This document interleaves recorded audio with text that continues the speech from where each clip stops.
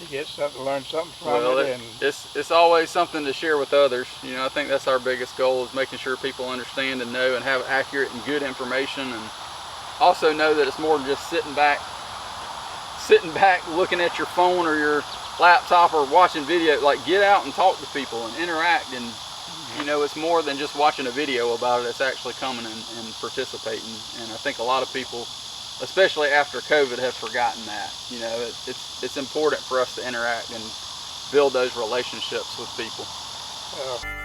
Dean Family Acres.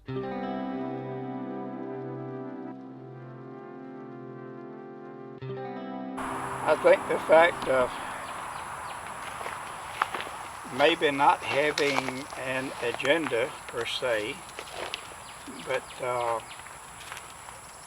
you know, we got good we had a good involvement today of the people that was here, and that's what makes it, to me, that's what makes it interesting, getting people, especially when it gets down to sharing knowledge, different technique, what works, what's worked for you. Right.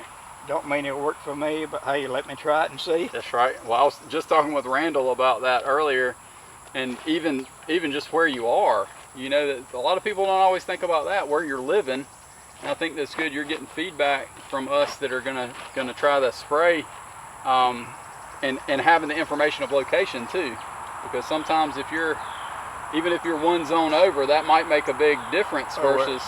It's a major difference. Right, right. And a lot of times people don't think about that, especially if they're kind of researching online or something like that. They see an article and they automatically jump to it, and in reality that might be something that's 2 or 3 zones different, and they don't really pay any attention. So, well, something I've noticed, which is kind of strange to me, you'll have someone like, say, 8A, which we're here, and then you will have 8B, which starts down around Macon, somewhere down in that area. And then you go to, what's the guy that was here from just this side of Florida? I don't remember his name right now, but grow-wise, from here to Florida is 6 weeks. Yeah, people don't realize that. Right. You know, they're planting corn in the middle of February down in you know, and not worried about anything. If we're doing that, we're pushing the limits. You're getting way out there in the left field. I've got a buddy that used to go to our church, and that's what he'll do. He'll have stuff. You'll think, good grief, Rob, what are you doing? But some years he'll have corn before anybody. Other years, you know, he won't have anything. But well, farming is a good way to go broke, generally speaking. That's right. But I've reached a point. I think I know enough about figs now, and based on figs, but I've got other fruit stuff going here too. Sure. I think I can actually see this little farm paying itself for a change, instead of me carrying it along, baking it. Right. Yeah, I think the opportunities are certainly there. I noticed when we were on the tour, you were talking about one of the varieties that Ison's was throwing out. They weren't going to carry anymore. That might be something I would like to get a rooted cutting off of at some point. Maybe we can air layer or something. Sure. That muscadines is kind of one of the things we've gotten into, and we added 9 vines last year, and we have about 5 acres, and she won't let me do anything in the front yard, so you know that leaves my back 2 acres basically to do something with. Go for it. She does get, you know, she does go shopping, don't she? That's right. And you can fill in the blanks. Oh dear. But it's worked out pretty well. You know, we're still wanting to look nice and have a nice front yard and that kind of stuff too. Well, and coordinate, you can do it, and something. Well, when you get to front yard, it's a whole different story. Like my past wife was a certified master gardener. Oh wow. She had all that stuff up there. Right. But she did not have desire. She'd get someone else to come in and say, well, this would look good. And that's how we did it. Yep. Now she could grow everything but hair on a bald head. That sounds familiar. So you're getting there, huh? Yes, sir. Yes, sir. But I tend to like the landscaping aspect. That's one thing when we kind of pulled up to your place, my wife was pointing out, well, I saw some other plants that looked similar to some things that we had, you know, that we were pointing out. So it made me almost feel like home. Well, I'm curious to see how your passion fruit maypops end up going for sure. It was several folks that were here today. She started talking to the wife, and it sounded like we were related. And then he started asking, did you have Native American? I was like, I don't think so. He was like, well, if you do, we're cousins, and it went on and on. But we had a lot of things in common just in regards to, just buying plants and wanting to try and grow and propagate, etc. So. Well, it's a good thing because it's almost a lost art. Figs is a food item, and it is a very versatile and very easy to grow food item. And a lot of people say, well, you got all the leaves dropping in the fall. They're kind of messy. Well, everything sheds its leaves eventually, usually. Right. So, yeah. And it's things that I'm sure there's answers in the book, but I am not into computers and don't care to get into it. Right. And, well, not knowing how to go researching info and Sure. not having the tools to do it with. And making sure you're getting the right info even if you do research it. So I will plant it and grow it and do what I know is right for me. And that's about as plain as I can put it. There you go. There you go. So what you mentioned earlier in regards to starting this event that Cowboy and Angel got you started, but what got you into figs? What got you started with figs? Past wife, Bobby. Okay. First time she came here, late October, and there were still a few leaves on the trees, and she recognized them. So I said, you got 2 fig trees. And she said, I think you need a bunch more. Well, first date led to second date, which led to third date, and after a short while I was either at her house or she was at my house several times a week, and we'd done travel over half the United States. Some 8 months later, cancer showed up, and well, just simply we done. Let's say love done got in the picture, and I wanted to take care of her, I wanted to be with her, and it wasn't practical to run back and forth to Snellville every day. So we got married and never looked back. Well, that's a great story. That means even more when you walk out there and see, I don't know how many you have now, but that many, and how important that was, and what that little... Probably close to 100 Close now. to 100 now? I still got room for a couple more 100 over there, so... You sound like Randall now. Well, But no, that's always good to have a story behind the plant or the plants or what got you into a particular thing. I know that my grandparents on various sides. On my mom's side, it was all vegetable garden, and those kinds of things, majority. And then on my dad's side, it was she did more landscaping and those kinds of plants. So I kind of got a mixture of both of those that I have a passion for, and some that I was able to kind of propagate. We're talking about propagation and being able to propagate from things that they had or that they gave me, etc. well, with what I call basic trees that I have now, I've got good trees. They're good producers, good figs. Some of them split real bad when it rains or excess rain, and I am in the process of weeding those out gradually. There are figs out there that don't split, that also taste good and produce good. And that's what I'm going for. And there is a market. If you have checked on the price of figs from last year to this year, literally doubled in most cases. Wow. I see it as as this little farm finally paying for itself.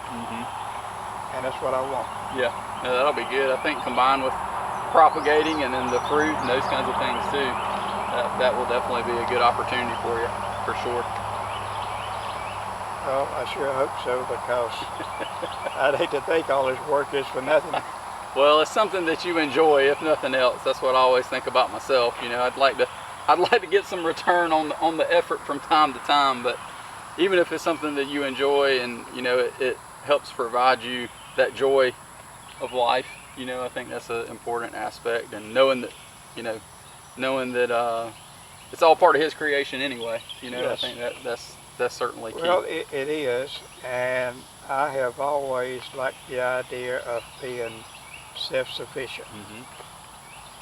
And if I can do it myself, why get somebody else to do it, or why pay somebody else to do it? Right. And it keeps me busy. I'm retired. I'm single, so I never run out of something to do. You don't even have to worry about the honey-do list, and you got stuff to do. I got my own list. That's right. Oh boy. Well, I certainly appreciate you taking the time and letting us all come out. I mean, that's a big, a big willingness to do that, but it shows how much you care about the community and the folks that you've probably connected with through this. Well, I've connected with quite a few people, made some great friends, and a few of them live pretty close. We're in contact regular. They're like-minded. Right. We can discuss issues, things, growing, what happens when you do this, what doesn't happen when you do it, or why didn't you do it, or what would have happened if you had have done it. And having like-minded people, to me, is, well, I like it. That's right. Yeah, that plus them being somewhat local, so that you know you're sharing similar information. I know there's several guys that I either send a text message to on a regular basis, or I actually call them on the phone. My wife and kids give me grief, and his wife and kids give him grief. Who you talking to? You know, and they know who it is. Well, I'd rather talk on the phone any day than text. That's right. That's right. You're retired though, so you got plenty of time to be able to pull up the phone and do that. I'm at work, so sometimes I can't necessarily have to send a quick message. I don't know if I'm retired or just tired, but still. That's right. And life goes on. Sure. Milton, what's your favorite variety before we go? What's your favorite variety? Well, as far as production, being productive, being a good all-around fig day in, day out is LSU Purple. That's my standby. Probably my favorite, most flavorful fig is lemon. Okay. And when it gets ripe, it's yellow-green, just like a lemon. Wow.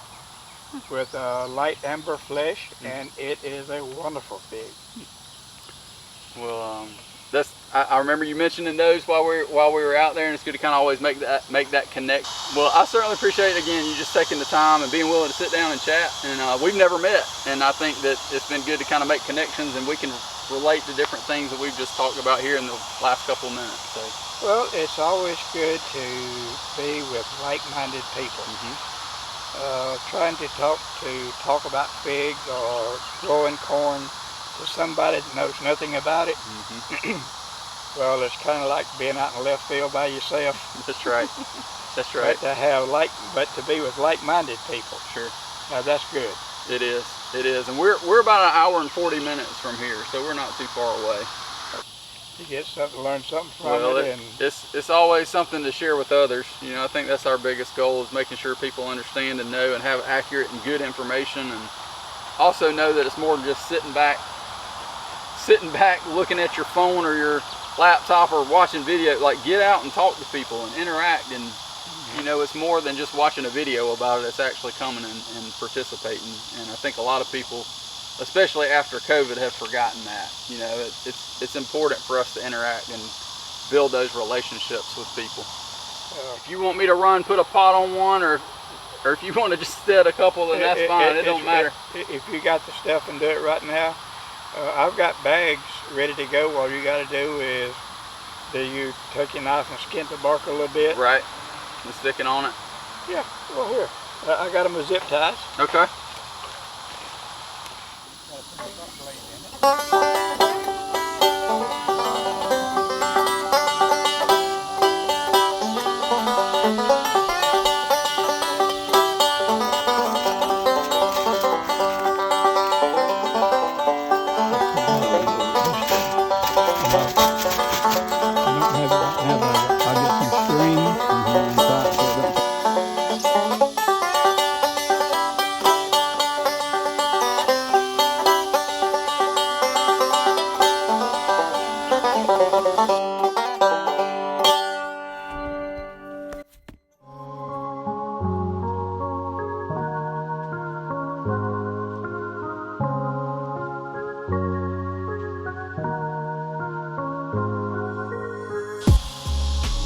as sharp as it used to be. That's right. Something about getting old. And well, you were talking about misplacing a master list or misplacing things. We might have more in common than we know. And that's why I record everything, because otherwise I wouldn't be able to keep up with it. So I just have to remember where I was standing when I took that video, right? Yeah. But cicada. We hadn't had any. We've had a few. Have you seen any? On the edge of the garden. I've heard them lately. That one year they were crazy. About right after we moved to the new house, they were everywhere up our way.